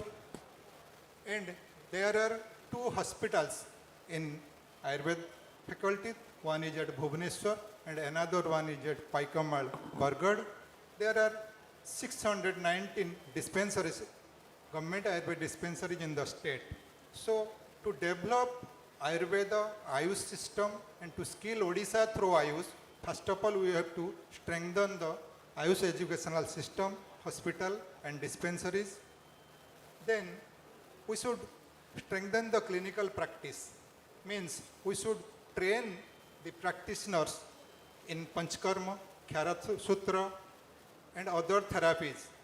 These special therapies in Ayurveda, you might have known the Panchkarma, 5 types of therapies, namely Snehan, Swedan, Basti, Virechan, Baman. There are separate therapies for well-being of the human being, which is famous in Kerala, Kerala Panchakarma. So we should clinically expertise and training the practitioners of Ayush system of medicines. We can strengthen our pharmaceutical side because in Odisha there are only 1 government Ayurvedic pharmacy at Balangir and 3 pharmacies in 3 government Ayurvedic hospitals. So it is not sufficient to provide Ayurvedic medicines throughout the state. So we should strengthen the pharmaceutical sector in Ayurveda to provide free medicines to the patients of Odisha. Next thing, we can focus on wellness tourism. In Puri, there are so many spas in the hotels. They are doing Panchkarma practice, they are messaging, they are giving message therapy to the hotelers. But we can make it a sound through the wellness tourism in the tourism spots like Puri, Gopalpur, and other places. We can develop this sector where the developing skilled professional for wellness and Ayurvedic resource. We can emphasize on yoga, practice of yoga. Ayurveda emphasizes on promotive health. Next step is for curative health. So we can give priority on promotive health through yoga and pranayama. Community health programs like preventive care, geriatric care for the old ones, and yoga practice and rejuvenation settings. We can focus on Ayurveda education from the primary level. Nowadays, we are going to introduce national education policy in the state. So in the national education policy, Ayurveda and Delhi regime should be incorporated in the syllabus. One program is going on in the country, that is Desh Ki Prakriti Parikshan. Every man has born with a typical Prakriti. That Prakriti may be a Batik in nature, Paitik Prakriti may be Kapha predominant Prakriti. So the Prakriti indicates how the people behave, what type of diseases will be suffered on that man, and the type of treatment required on that particular Prakriti person. So we are doing the Prakriti Parikha as per the guideline of central government. So Prakriti assessment to be done on mass level to prepare a database. Next one. What is the vision of Ayush in Odisha? Ayurveda is no longer a treatment policy. It is evolved in the multidisciplinary field encompassing clinical care, pharmaceutical section, preventive health and promotive health, wellness tourism, also research in Ayurveda. We have a huge field in medicinal plants in Gandhamardan, in Similipar, but we are lacking in preserving and promoting that section. This is the picture of different health sectors in Ayush in Odisha. There are 1119 independent Ayush dispensaries in the state, out of which 619 Ayurvedic dispensaries and 562 homeopathic dispensaries, only 9 dispensaries for Unani branch. Under this system, we are having 930 doctors out of 1190. So to enrich the Ayurveda health throughout the state, we should fill up the Ayurvedic dispensaries, appointment the doctors. We are having 1231 doctors in under NHM sector, National Health Mission sector, in co-location PHC or CHC. 2 Panchakarma units are functioning at Dhenkanal and 1 at Ganjam. There are 7 Ayush medical colleges, as I have already described. 250 numbers Arogya Ayushman Mandir are functioning in the state, where Yoga and Wellness Center is already functioning. Next one, please. What is Panchakarma? Panchakarma means 5 different therapies. These therapies is meant for the biopurification of the body. For different causes, we are sick. So to expel detoxify the body, there are 5 different karmas. It is predominant in the state of Kerala. It is Vaman, means therapeutic emesis. It is Virejan, therapeutic purgation. Nasya, giving medicine through the nostril, nose. It is Basti, it is medicated enema. And Raktamokshan, blood-letting therapy. Next one. Panchakarma treatment in common diseases of the Odisha. These are the treatment we are giving in the people of Odisha in certain disorders. This is some joint disorders, skin disorders, digestive disorders, and neurological disorders. In these cases, Panchakarma therapies are being practiced. Next one. Another strength of Ayurveda is Khyarasutra, means the treatment of some diseases through the alkaline threads. Some important diseases like anorectal diseases, we are curing through Kharasutra therapy. Kharasutra means one surgical thread processed with Khyaro, Upamarga Khyaro and Snuhi Khiro and Haridra. It is a special therapy. These are some pictures where Kharasutra treatment is being given. The policy is, it is at a time cutting and healing the dermis area and the patient is getting cured. Next one. Another is Agnikarma and leech therapy. Leech means Jaloka, leech. We are giving Agnikarma in certain diseases like sciatica, frozen shoulder, plantar fasciitis, tennis elbow. We are giving Jaloka treatment, leech therapy in some typical cases of diabetes-treated eczema, psoriasis, acne, gout, also in varicose veins. These are the typical therapies we are giving in Ayurveda. Next one. It is a very good treatment of Uttara Basti. One type of enema is given in through the for managing female infertility. When I was principal of Government Ayurvedic College Bolangir, we have started this program Uttara Basti through vaginal route. So these are effective for the reproductive system disorders. In case of inovulation, blocked fallopian tubes, PCOS, this therapy is acting and the patient suffering from the female infertility, after about 10 to 12 therapies, 10 to 12 sessions, she is able to get a child. So this therapy should be practiced in Odisha and we should be encouraged to sustain this therapy. Next one. This field needs to be empowered. Preparation of Ayurvedic medicines. India is having about 10,000 of different medicinal plant species. So first thing, we have to boost the medicinal plantation. We have to support the farmers to raise the plantation. Then we can strengthen the people who are preparing medicines.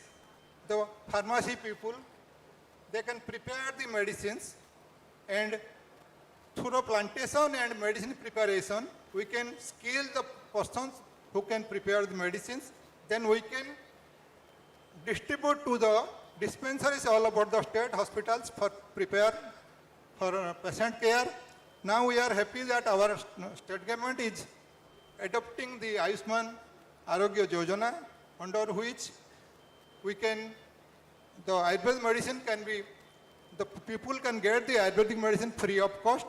Also, we can, the Ayurvedic medicines can be taken by the patients. So, medicine preparation and establishment of R&D, research and development wing, we can standardize the Ayurvedic medicines. The farmers can be empowered. The pharmacies can be established and infrastructure can be developed. Then the pharmaceutical sector will be enriched. Next. Why is the need of pharmacy, Ayurvedic pharmacy in Odisha? In this connection, I will just highlight that our Honorable Health Minister sitting here, he has planned to start the pharmacy course, diploma in pharmacy course in Ayurveda in the state. We had gone to Gujarat Ayurveda University Jamnagar and Chhattisgarh Raipur, visited the pharmacies, and we have proposed for a diploma in pharmacy course in Ayurveda so that skilling the pharmacist, starting the pharmacy course in Odisha, we can provide the Ayurvedic medicines, we can prepare the Ayurvedic medicines and provide throughout the state. Next one. Role of naturopathy and yoga for improving health facilities in the Odisha. As you know, yoga and naturopathy all are in preventing nature. So, first step is to prevent healthcare, promote the holistic wellness and reducing disease burden. It is a cost-effective treatment. It needs no money, offers affordable drug-free in also chronic conditions. So we can give emphasis on yoga in every primary health centers, every dispensaries, so that people from the grassroots level can start yoga and make their body fit. Next one. The team of our Honorable Prime Minister of Odisha, the day will become when, like Make in India, world will adopt Heal in India. Means the natural therapy will be the future of Indian therapy. Next one. This is the picture of when the Kenyan Prime Minister came to India, to Kerala, to treat her daughter suffering from the eyesight diseases. Her daughter was cured. She prayed that the Ayurveda therapy should be given importance in the country. This is the picture of that time, before 3 years. Next. What will be the take home message? Promoting health and wellness not only reduces the burden of the illness, but also significantly minimizes the healthcare expenditures. And this creates a healthier and productive population, driving sustainable economic growth and reducing strain on public resources. My aim is to say we can believe on Ayurveda, we should give emphasis on Ayurveda because it has no side effect and the medicines are safe. We should rely on Ayurveda. Thank you. Thank you very much.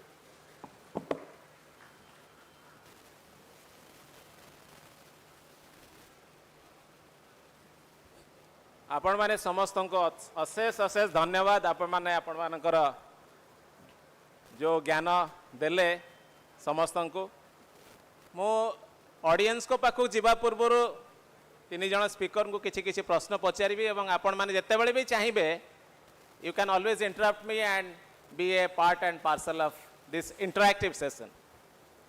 I will start with doctor Amulya Panda. You are a scientist and you talked about also microbiome. Am I right? I mean, microbiota is one of the important integrity of gut health. ମୁଁ ଆଜ୍ଞା ଯେତେବେଳେ ଏମ୍ସରେ ଥିଲି ଏମ୍ସରେ ଗୋଟେ research ହେଇଥିଲା ଆମେ ଆଜ୍ଞା ଓଡ଼ିଆ ମାନେ ଯେଉଁ ପଖାଳ ଖାଉ ଏଠି ଜଗନ୍ନାଥ ବି ପଖାଳ ଖାଆନ୍ତି ଆମେମାନେ ବି ପଖାଳ ଖାଉ ସଜ ପଖାଳ ଚାଇଁ ପଖାଳ ବାସି ପଖାଳ ସେ ପଖାଳରେ ଆଜ୍ଞା ଏତେ ମାଇକ୍ରୋବାୟୋମ ଅଛି से पखाड़ आम गट हेल्थ को एते बढ़िया रखे तो आम ताकू न खाई आज्ञा आप कैप्सूल जो तैयारी कर पानासिया बायोटेक ताकू कहीं खाइबा आज्ञा। डॉक्टर अमूल्य पंडा प्लीज आप you can give a microphone they. Yes please. I'll tell about pakhal first, then I'll tell about my term.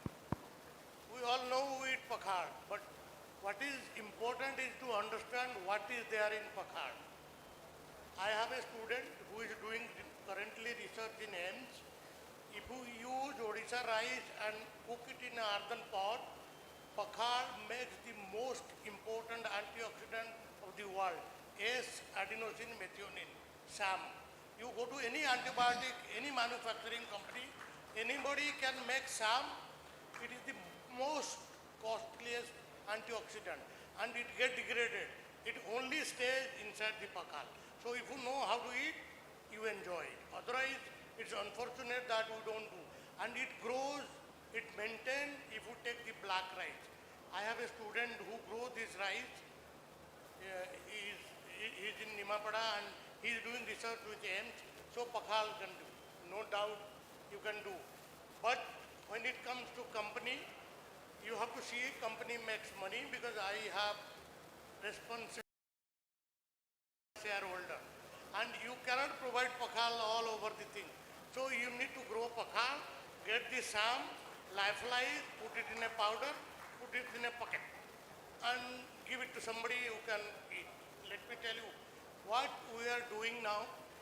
I visited, this is one thing, I visited recently a food technology institute, NIPTEM. I wish it comes here. You know what he has done? They have made dry powder of the ghee. Can you imagine? Ghee, dry powder. It's in a pouch like a pouch you get in tea, you carry it, you are going somewhere, you have hot paratha, put it there. That's it. It spreads and it melts. You know, then you need to make user-friendly product so that it is stable and it is available to everyone. Pakhal you cannot make available in others. Thank you. Good. I mean, please keep it. Tala, we in, please. Yeah. Give a mic there. Give a mic there. Audience. Yeah. We have another program because I wanted to emphasize upon the healthcare services. I am Professor Dr. Vivek Gupta. I am a cardiologist in Delhi Apollo Hospital. I am very first of all thankful to the Honorable Health Minister and the Honorable Chief Minister. Planning to develop a very high level European model, Indo-European Medical College and super specialty hospitals in Odisha. So we have plans with the help of European partners to develop in Jagannath Puri, Lord Jagannath Puri, also in Bhubaneshwar and Sundargarh. So I would be, first of all, I want to give you a little importance about the medical college requirement. You know, we have, with the help of Honorable Prime Minister's vision and also the visions of all the chief ministers, we have now got the doctor population ratio in India almost at par with European. But doctor to bed to a population ratio, especially in the rural area, is still missing. What I want to emphasize that private medical colleges in whole of India have mushroomed quite a good, but the quality of medical education, unfortunately, because of their locations, they don't find good enough faculty, and also the patient load in these hospitals is quite limited. And therefore, the quality of medical education, doctors which are coming, because I see every day, I work in Apollo Delhi as a senior cardiologist, I do angioplasty stenting. When the junior doctors come, even in Apollo Hospital, the quality of the doctors who are coming even to our hospitals is not at par what we used to have it 20 years back when only government medical colleges were there. So despite having enough medical college and more doctors, the level of education to the doctors who are getting trained from the private medical colleges or coming offshore, because a lot of doctors are coming from out of India, from Eastern European countries, they do not know even when to do ECG. I'm sorry to say that, but this is a fact. So what we are planning, that we have a plan to develop the European standard medical colleges all over India. We have funding for about 10 medical colleges, and we will be doing in Odisha also for the 3. I really thank once again the Honorable Minister, the Chief Minister, for giving this opportunity, and I'll be very happy that we should, and I would promote even the other investors to invest in this quality of medical education. Only then the healthcare of India will improvise, because we do not have that much of level of healthcare services, even in private setup, I would say. Thank you very much for giving the opportunity. I'm Dr. Vivek Gupta, senior cardiologist doing angioplasty. I've done more than 10,000 angioplasties, and I have a big ambition to develop something new, high level of medical education and a high level of healthcare services in a private setup. Thank you very much. Thank you, Dr. Gupta. I think you are right. And that is the reason why this Utkarsh Odisha is there. Utkarsh Odisha is the platform which is inviting investors to come in and expand the healthcare network in this state of Odisha. And we are happy that you will be here in Odisha also expanding the academic and network, which will actually enhance the quality of producing good doctors in the state. Coming to Dr. Misra, you talked a lot about telemedicine. Does telemedicine in any way, any investor can plan anything in the state of Odisha for expanding the healthcare network? No, I don't think any entrepreneur has laid down telemedicine network, but there are corporate hospitals located in the state of Odisha. They have their own telemedicine systems and network. I do not know how they operate, because I work in government environment, I work for the government of India, so I know the government of India network, that is the e-Sanjeevani network. And in the Odisha state, we started telemedicine network long ago. Now, through this Ayushman Bharat Yojana, they have connected all the centers, they have connected to all the district hospitals and medical colleges in a systematic manner. Earlier, there were 3 medical colleges. I know about that. After that, I don't know what is happening here. I'm sure we can relook at and discuss with the government. If they want my help, I can really help them out to expand further network. I think that the telemedicine resource center, which is an SCB Medical College, is well connected to many district headquarter hospitals. It's a fantastic concept, in fact. communicating through telemedicine. In fact, patient treatment also goes up so well on the telemedicine network. And that probably is one of the opportunity where Government of Odisha can expand this network across the state, making everybody under one umbrella. I'll just add one point to what you said. See, remember this telemedicine resource center I told, it is the first state in India who developed this resource center on their own funding, no funding outside. We just gave them the idea, design, how to deploy the building. The building has some technical infrastructure which is very, very important to understand. But what I want intent, the government should think about it. We can take it in another platform. This institution called Telemedicine Resource Center. Later on the name was changed, it is not in the record with me. It is changed to Digital Health Resource Center, I think 2 or 3 years back. So now the thing is, state government should think to make it a skill development center focused on digital skills for health. You may consider about that. I have some ideas to say. Because in Lucknow, we established that School of Telemedicine and Biomedical Informatics with the help funding from Government of India, IT Ministry. So we are running courses there. I feel that with network, don't have to go physically. We can connect all the new medical colleges. We can make a very good plan so that old medical colleges can connect to the medical colleges, transmit lecture, live surgery, any skill can be transmitted, and university can take a role in that as a hub to advise these courses. You must develop some skill program also for all kind of healthcare professionals. Give them diploma or some kind of certification under the aegis of university. All this can be worked out, right? I think Dr. Panda, there is a wonderful concept. Dr. Panda, please. There is about tissue engineering. This is one area where Odisha can have a wonderful infrastructure development. Could any investors have a good area where this tissue engineering we can develop in the state? In fact, the Institute of Life Science has already a tissue engineering department. People are already working on scaffold and retina.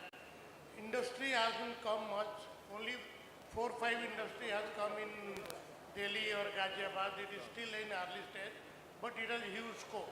Making chondrocyte, making skin, making cornea. Maybe in future you will make all complex body parts, but normal body parts like eyes, ear, not eyes, ear or chondrocyte. But my question is, do you see Odisha as a big prospective state from that point of view? Yes, you can. There is a potential which you can grow over here. So, I mean, there will be people who will be interested to do some this kind of products. Yeah. Already the R&D is being set up in Great. Institute of Life Science. Great. Bhubaneshwar. Things can go from there. Right. Dr. Das, I think you were talking about Ayurvedic promotive health.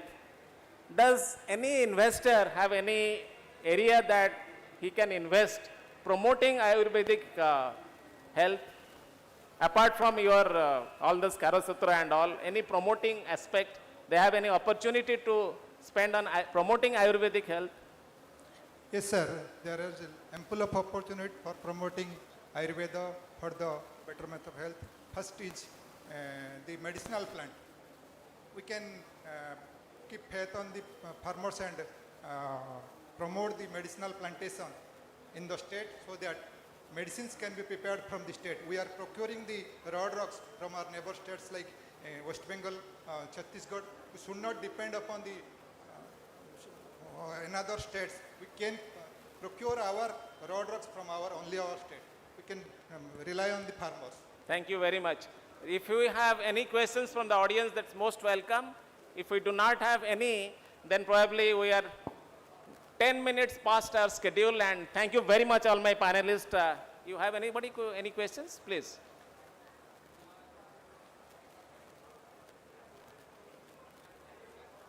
Please make it on. I am Professor Ravinarayan Acharya. I am the Director General of Central Council of Research in Ayurveda. I have specifically come for this purpose with invitation from CMO to highlight about the strength of Odisha in Ayurveda.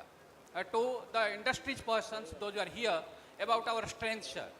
The strength of Odisha, in case of what you, sir, asked about the question is a medicinal plant. First comes about the spiritual healing and heritage healing.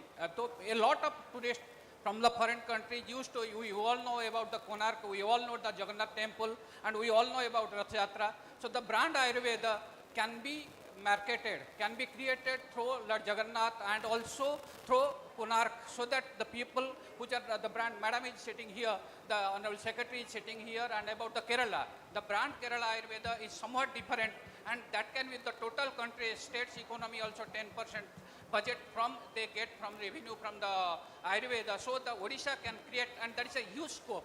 And particularly about this heritage and pilgrimage, and also by the recent government initiative by government of Odisha, sorry, government of India by Ayush Bisha, a lot of people are coming for Ayush treatment. So that Odisha has the scope, and recently all the pharma sector starting from Dabur, Jandu and major pharma sectors, they are doing contractual farming. So we have Similpal, we have Koraput, we have Gandhamardan, and a huge area. Dabur is now taking Pipali from Koraput only. They are cultivating and taking biotech, bioback system also there. So the pharma company can come back here and have invest in the state. We have, as told by Dr. Panda, that we have the climatic conditions. Our Odisha is blessed to have a climatic condition, 6 climate in a year. And that the best season, best climate for Please be medicinal brief. plant. And our medicinal plant, particularly the brand Haldi of Kolandi, so we can create brand Haldi. Any company can create brand Puluchial Ansulata brand, Ashwagandha brand, Satavari in Similipal. So this type of heritage we can create a lot, and there is a huge scope, dear friends. We need, if anyone can interested in investing, they can contact the council. We have a center at Bhubaneshwar, and we can guide them about investing and what are the opportunities. Because if you go to Uttarakhand, the Uttarakhand has their Ayurveda policy for there, and they are purchasing. And if you go to Rajasthan, the heritage tourism including Ayurveda. So everywhere Ayurveda has been linked. And also I am sure that Odisha government will linking, and the President, I thanks President government for that purposes. So this is the purpose that we have a huge strength in here. Thank you very much, and thank you all my panelists for that wonderful discussion, and thank you everybody, and thanks for giving this opportunity. Thank you.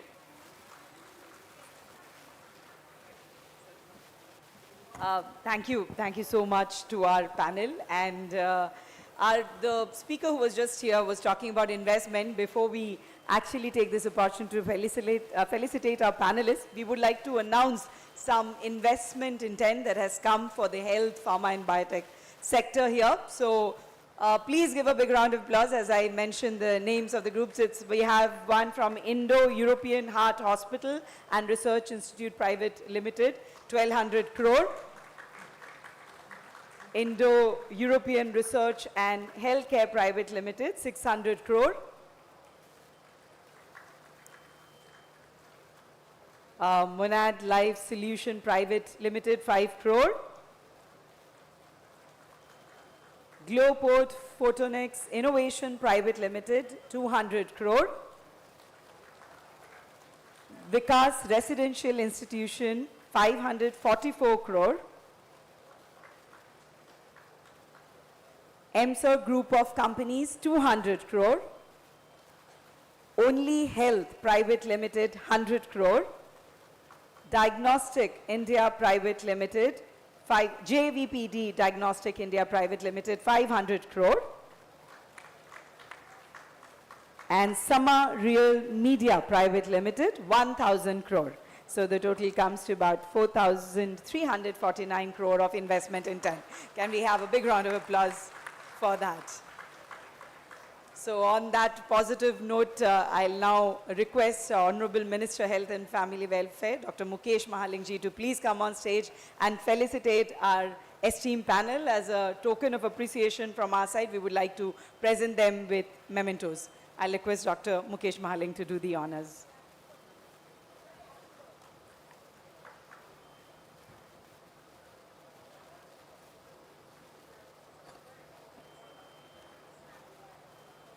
So we have on stage all 4 of them, Professor Manas Ranjan Sahu, Professor Saroj Kanta Mishra, Dr. Amulya Panda, and Professor Arun Kumar Das.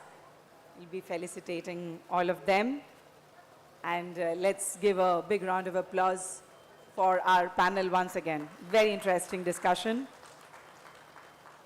and very valuable insights that we have got from this.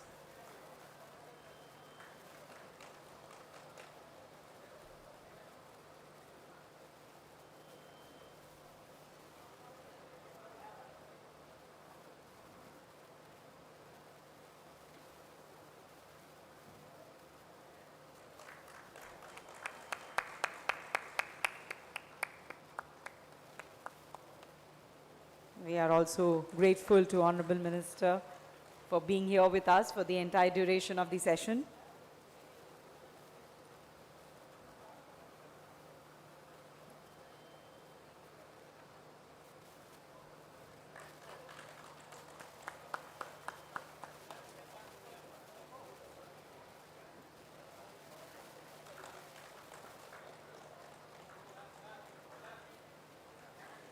Of course, we'll have a group photograph as well.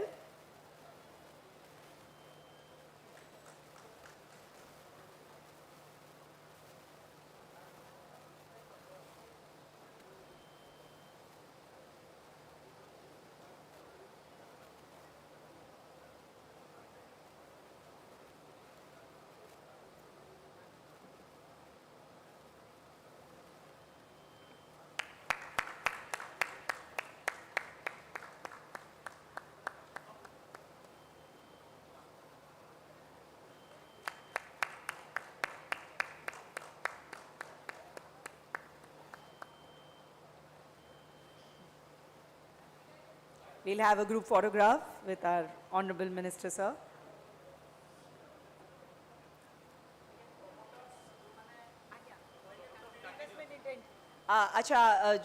All the companies जो माने investment intent रे बे मु तांको नागर out रे डाकुची आपण representatives माने जो माने अछंती तांको अनुरोध करिवि आपण मध्य मंच को आसी जानतु गोटे ग्रुप फोटोग्राफ पई सो मु कंपनी नागर आउट रे नै होची Indo European heart hospitals and research institute private limited Indo European research and health care private limited Monad life solution private limited Glopod Photonics Innovation Private Limited, Vikas Residential Institution, MSR Group of Companies, Only Health Private Limited, JVPD Diagnostic India Private Limited, Suma Real Media Private Limited. All the representatives from these companies who are here with us will request you to join on stage for a group photograph with our Honorable Minister and esteemed dignitaries here.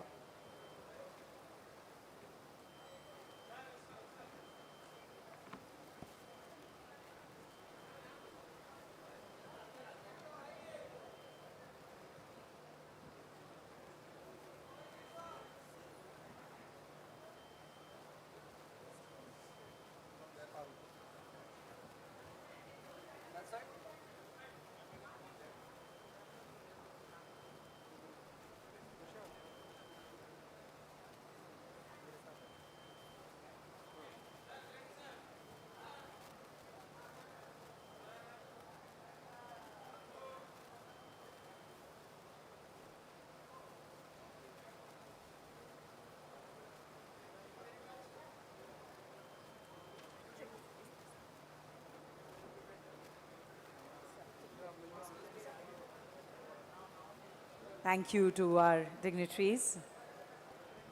I would now request Srimati Aswati S., Commissioner cum Secretary, Department of Health and Family Welfare, to deliver the vote of thanks.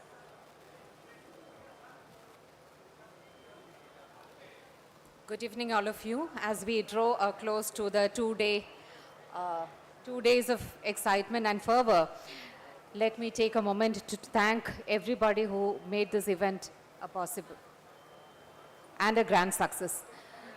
First and foremost, let me thank our Honorable Minister, Shri Mukesh Mahaling, Honorable Minister, Health and Family Welfare, Parliamentary Affairs, Electronics and Information Technology, who has been constantly guiding and supporting us throughout this journey. Our sincere gratitude to Shri Krishna Chandra Patra, Honorable Minister, Food Supplies and Consumer Welfare, Science and Technology, for encouraging us throughout the event and also for supporting us. A big thank you to the moderator of the panel discussion, Shri Manas Ranjan Sahu, the eminent speakers, Professor Saroj Kant Mishra, Dr. Amulya Panda, and Professor Arun Kumar Das, for giving us a lot of inputs on how to take the investment in Odisha forward. Our sincere gratitude to all the senior officers of both the departments of Health and Family Welfare and Science and Technology, the potential investors, staff of both the departments, our invited guests. Ladies and gentlemen, once again, a very big thank you to all of you. And I hope that we'll take the spirit of camaraderie and investment, encouragement to investment forward. Thank you all once again. Thank you.